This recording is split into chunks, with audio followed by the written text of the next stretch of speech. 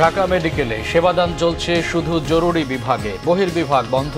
শনিবারের হামলায় জড়িত সন্দেহে গাইবান্ধা থেকে একজনকে গ্রেফতার। চলতি বা আগামী মাসে বাজেট রিভাইজ হতে পারে জানিয়েছেন অর্থ উপদেষ্টা। বন্ধ রয়েছে কালো টাকা সাদা করার সুযোগ। রাওয়ালপিন্ডি টেস্টে চলছে চতুর্থ দিনের খেলা। শুরুতে সায়েম আইয়ুবের উইকেট নিয়ে পাকিস্তানের উপর চাপ বাড়ালেন তাসকিন। দেখছিলেন ক্রাউন সিমেন্ট সংবাদ শিরোনাম। ঢাকা মেডিকেল কলেজ হাসপাতালে শুধু জরুরি বিভাগে সেবাদানের কাজ চলছে, তবে বহির্বিভাগ বন্ধ। এদিকে ঢাকা মেডিকেল হামলায় জড়িত অভিযোগে সঞ্জয় পাল নামে একজনকে গ্রেফতার করা হয়েছে। নিরাপত্তায় মোতায়েন আছে সেনাবাহিনী, বিজিবি, র্যাব, পুলিশ সদস্যরা। জরুরি বিভাগের সামনে সেনাবাহিনীর সাজোয়া যান অবস্থান করছে। প্রত্যেক রোগীর সর্বোচ্চ 2 জন স্বজনকে অ্যাটেন্ডেন্ট কার্ড দেওয়া হচ্ছে। যাদের কার্ড থাকছে কেবল তাদেরকেই হাসপাতালের ওয়ার্ডগুলোতে যাওয়ার অনুমতি দেওয়া হচ্ছে। এই অবস্থায় রোগীদের মধ্যে মিশ্র প্রতিক্রিয়া দেখা যাচ্ছে।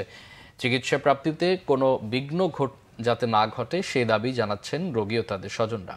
আবার অনেকেই বলছেন শৃঙ্খলা ফেরাতে কঠোর ব্যবস্থার কোনো বিকল্প নেই। তবে আন্দোলনকারীদের সাথে আলোচনার মাধ্যমে দ্রুত সমস্যার সমাধানের আহ্বান জানিয়েছেন চিকিৎসা নিতে আসা রোগী ও তাদের স্বজনরা। অর্থ উপদেষ্টা ডক্টর সালাউদ্দিন আহমেদ বলেছেন, চলতি মাসে বা আগামী মাসে বাজেট রিভাইজ করা হতে পারে। তিনি জানান, কালো টাকা সাদা করার সুযোগ বন্ধ করে দেওয়া হয়েছে। সকালে সচিবালয়ের রপ্তানি উন্নয়ন ব্যুরোর কর্মকর্তাদের সাথে বৈঠক শেষে সাংবাদিকদের এই তথ্য জানান তিনি।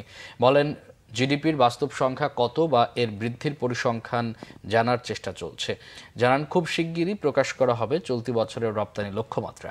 সাংবাদিকদের প্রশ্ন জবাবে অর্থ উপদেষ্টা বলেন, বাজারে 5, 10 ও 20 টাকার কাগজি নোটের অবস্থা খুবই নাজুক। এটা দ্রুত পরিবর্তনের ব্যবস্থা করা হবে। তিনি বলেন, দেশের মানুষকে মুদ্রা যত্নে রেখে ব্যবহার করতে হবে।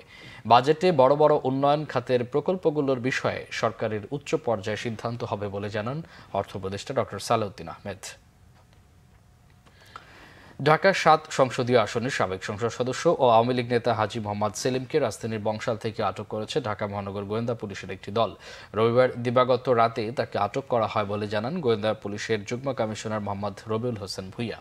তিনি জানান, হাজী সেলিমের বিরুদ্ধে একাধিক মামলা থাকায় রাতেই তাকে বংশাল থেকে গ্রেফতার করে ডিবি কার্যালয়ে নেওয়া হয়েছে।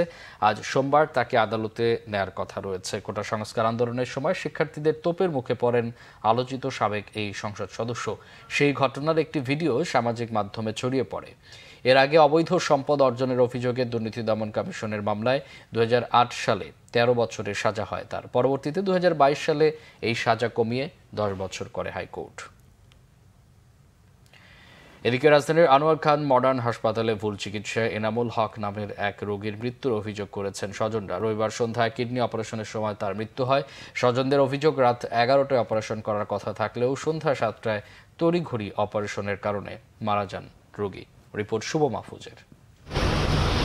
কিডনির পাথর অপসারণের জন্য একদিন আগে আনোয়ার খান মডার্ন হাসপাতালে ভর্তি হন মোহাম্মদ এনামুল হক। তার ভাই হারুন রশিদের অভিযোগ, 4 দিন পর্যবেক্ষণে রাখার পর অপারেশনের কথা থাকলেও ডাক্তারের চাপে সেটিকে নিয়ে আসা হয় একদিনে।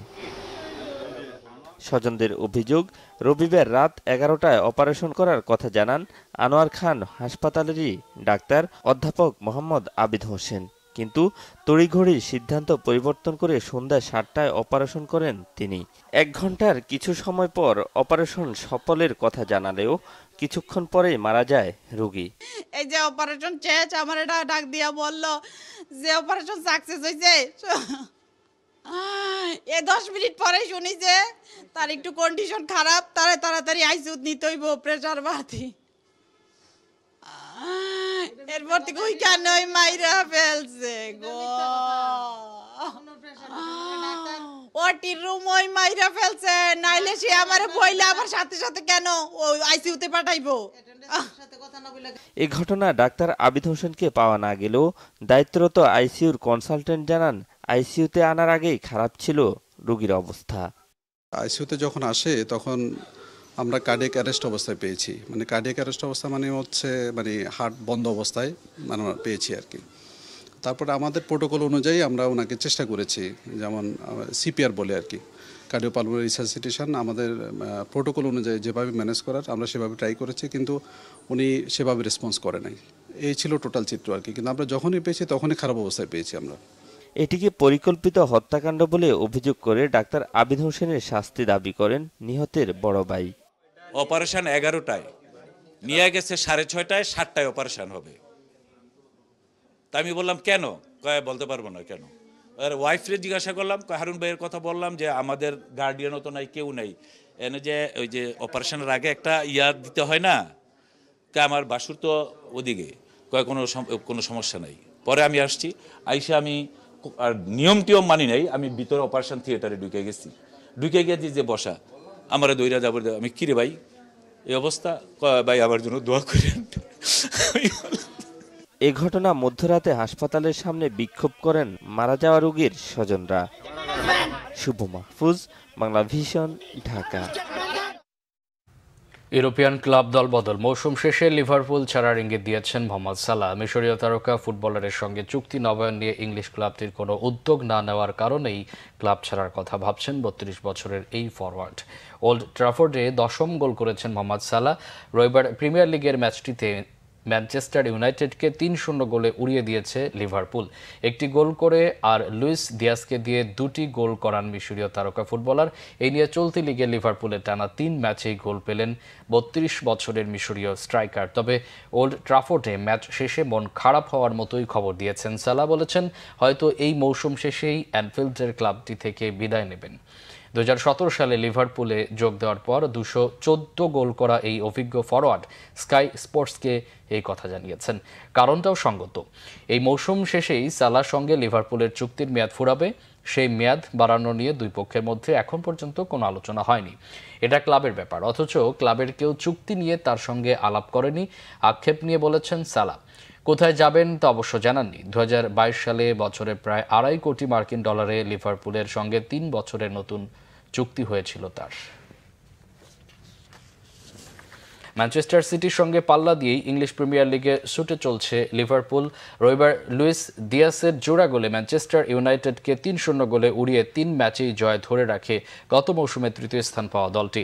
ইউনাইটেডের মাঠ ওল্ড ট্রাফোর্ডে ম্যাচের শুরু থেকেই দাপট দেখায় লিভারপুল। প্রতিপক্ষের গতির সঙ্গে তাল মিলিয়ে খেলতে ব্যর্থ হয় স্বাগতিকরা। 35 মিনিটে লিড নেয় অতিথি দল। ইউনাইটেড মিডফিল্ডার কাসেমিরো বলের দখল হারালে মোহাম্মদ সালাহের পাসে ব্যাকপোস্ট থেকে দিয়াস হেডে জাল কাপান। 42 মিনিটে কাসেমিরো আবারও ভুল করে বসেন। এবারও দিয়াস সেই সুযোগ কাজে লাগিয়ে ব্যবধান দ্বিগুণ করেন। ব্রাজিলিয়ান ডিফেন্সিভ মিডফিল্ডার বলের দখল হারালে সালাহের বাড়িয়ে দেওয়া বলে কলম্বিয়ান তারকা জালে বল জড়ান। দ্বিতীয়ার্ধে ইউনাইটেডের ঘুরে দাঁড়ানোর আশা মাটি করে দেয় সালাহ। 56 মিনিটে দলের পক্ষে তৃতীয় গোলটি করেন মিশরীয় ফরওয়ার্ড। এই জয়ে 1975 সালের নভেম্বরে বব পেইসলির পর প্রথম লিভারপুল কোচ হিসেবে ইউনাইটেডের বিপক্ষে প্রথম দেখাতেই জিতলেন আর্নে স্লট। আর 1936 সালের নভেম্বরে জর্জ কের পর প্রথম লিভারপুল কোচ হিসেবে ওল্ড ট্রাফোর্ডেও প্রথমবারে জয় পেলেন। 3 খেলায় লিগ লিডার সিটির সমান পূর্ণ 9 পয়েন্ট নিয়ে 2 গোল কম করায় কারণে 2-এ রয়েছেন লিভারপুল। এই ছিল এখনকার মতো। পরে সংবাদ বেলা 2টায়। এর আগে একটা রয়েছে নিউজ টপ 10 দেখার আমন্ত্রণ রইল। এছাড়া বাংলা ভিশন সংবাদ ও সংবাদ সংশ্লিষ্ট অনুষ্ঠান দেখতে ভিজিট করুন www.bfnews24.com ও facebook.com/banglavisionnews এবং সাবস্ক্রাইব করুন youtube.com/banglavisionnews। এতক্ষণ সাথে থাকায় অসংখ্য ধন্যবাদ।